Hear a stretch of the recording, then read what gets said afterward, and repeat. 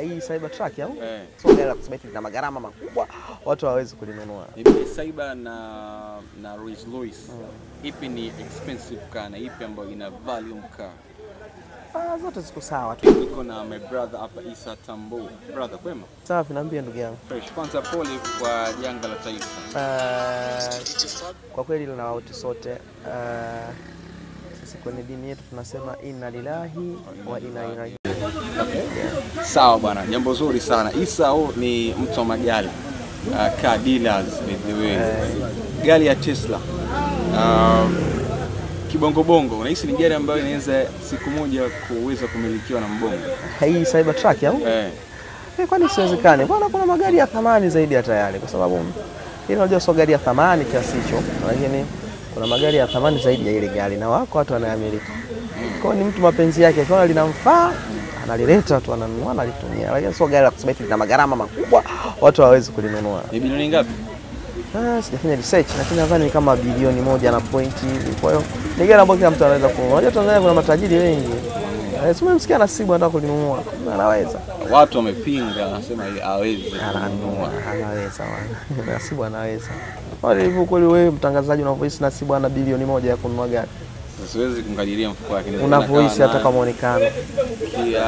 Piga tu my endorsement. Wewe ngoja njoo nikuelekeze my endorsement. Ushanifahamu? Achana na endorsement, angalia ma YouTube, angalia platform zake zote zinazompa muziki nini. Anashinda kupata bilioni 1. Anao. Sasa kwa unajua mtu unampima kutokana na vitu alivyokuwa hapo navyo na namna gani uingizaji wake wa fedha, unajua anaweza kumiliki kitu fulani. Okay. So uwezo wa kumiliki ile gari Nasibu anayo vizuri tu, anaweza. Watu ambao wanampinga wanaona kama vile anachekesha, hawezi kumiliki. Unaambia kitu gani? Hasa siku zote unajua Nasibu sana wapinzani wengi.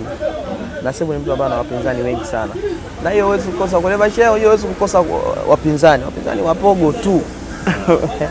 Wapo tu wapinzani. Okay. So uwezo wa kumiliki Diamond anao vizuri. Mimi sina mashaka na hilo. Okay. So na hili gari ushakuisikia Tanzania maybe ipo? Kwa Tanzania bado sidhani, sijawahi. Ile haipo. Ukweli ni kwamba haipo ile. Lakini ulipost hiyo.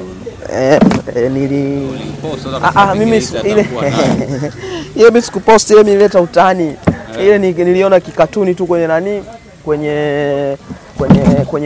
Kwenye Instagram nikakichukua nikakishare. Na hiyo sio kama nilikuwa namaanisha. Ulisema hivi si vitu vidogo tu. Ipo Tambumo. Karibuni sana. Lakini hata ila sio kama kakaangu Nasibu yake original kabisa. Mimi unajua napenda utani, mtu ambaye ukiangalia maudhui yangu mengi anapenda joke na nini, lakini mwisho wa siku tunafurahi. Na maisha yanaendelea, lakini sikumaanisha tu kwamba sasa ni hivyo, hapana.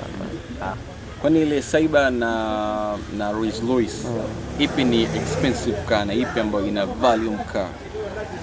Zote ziko sawa tu, kwa sababu labda kitachobeba hii Cyber ni kwamba ni gari ambayo ndo artist imetoka sasa hivi, tofauti na Rolls Royce.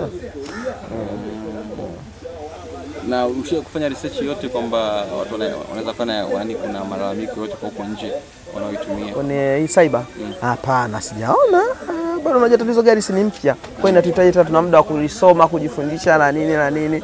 Lakini mpaka sasa hivi hakuna comment zote mbaya za kuonekana kwamba gari ina changamoto inafanya vizuri sana.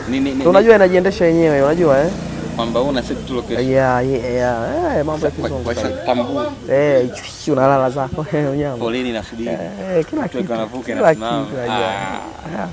Kibongo bongo sema itagonga watu sana. Watu hawafuati sheria. Watagongwa sana. Nilikuwa naona video moja hivi, mdada mmoja anayo Marekani. Unamuona huyu dada? Ndio yenyewe. Ndio hii. Ndio hii. Cyber. Moja ya gari nzuri sana, muonekano nini. So Diamond akimiliki atatisha na usanii wake. Nyama ni moja ya kujibrand pia kibiashara, unajua. Kwa sababu msanii anatakiwa awe na aendane na nini pia na maisha yale anayoishi. Kwa hiyo kama alivyofanya kwenye Rolls Royce au kuna malize pia.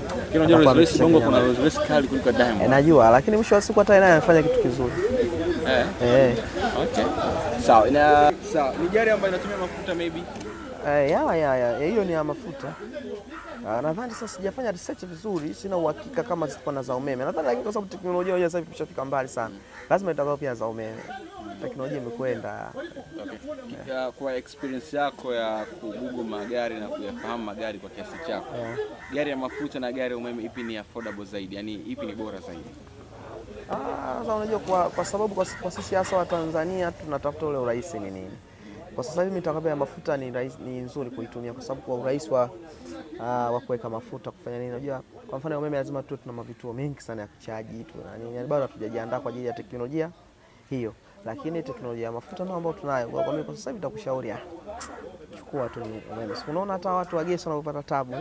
Unajikuta gesi imekwisha, kwa hiyo lazima tena ufunge hapa safari uende Ubungo ukakae foleni, unapoteza muda, unapoteza na kila kitu. Na siku zote muda ni kitu muhimu sana. Wewe umeona Kwa changamoto inapokuja teknolojia sisi tunakuwa tunajiandaa kwa ajili ya hiyo teknolojia. Kwa hiyo inahitaji kwanza tuwekeze kwenye teknolojia, tujenge sasa hizo sheli ambazo zitadili na magari ya kuchaji. Alafu sasa hapo unaweza kushauri watu tumia gari la kuchaji. Okay. Sawa, vizuri. Kwa Issa Tambua tunafunana naye kitu kwa kusema kwamba Diamond ana uwezo wa kumiliki sasa hivi.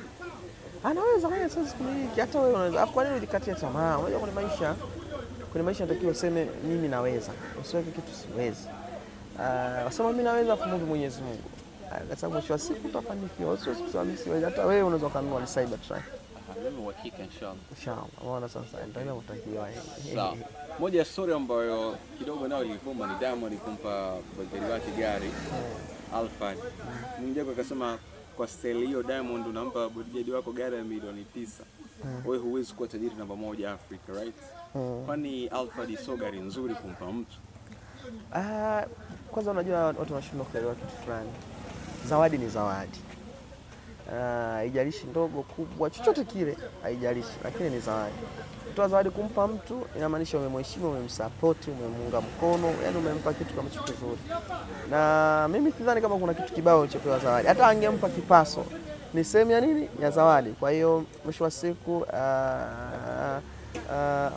Onesmo Rupia atakuwa amerahisishiwa sana mizunguko yake. Anafanya kazi zake vizuri, anafanya kazi zake kwa ufanisi sasa, yani anaenda Bunju bila ya shida yoyote. Anakaa Bunju. Ana site zake Bunju. Ana site zake Bunju. Atambua mtu wa line. Hata msikia kila siku washikaji zangu. Mimi napenda ujenzi, kwa tunakutana na watu wengi ambao wanaona dini na mambo ya ujenzi na nini. Sawa. So wewe kwa ni sawa Diamond kumpa gari Onesmo hivi. Ni vizuri, mimi sawa tena sio tu sawa, vizuri sana. Ninavyotakiwa. Ninavyotakiwa. Lakini point ya Mwijaku kwamba Diamond kwa hela alizokuwa nazo tungetegemea kuona nampa Onesmo gari ya milioni 50 hivi. Sasa nimekwambia zawadi haichagui na Alphard milioni 24 23. Ni fedha nyingi sana, lakini sasa mwisho wa siku Mwijaku si ni mtu tu wa kupinga tu, lazima. Mbona mwenyewe ana Alphard hiyo. Ana Alphard na Mazda. Mwijaku ni mtu wa kupinga, lakini sio vibaya kwa sababu anafanya tunapata competition ya maneno na nini, kitu kizuri. Lakini mwisho wa siku Nasibu bwana, mimi siku zote tunasema ni mtu ambaye anafanya vitu vizuri.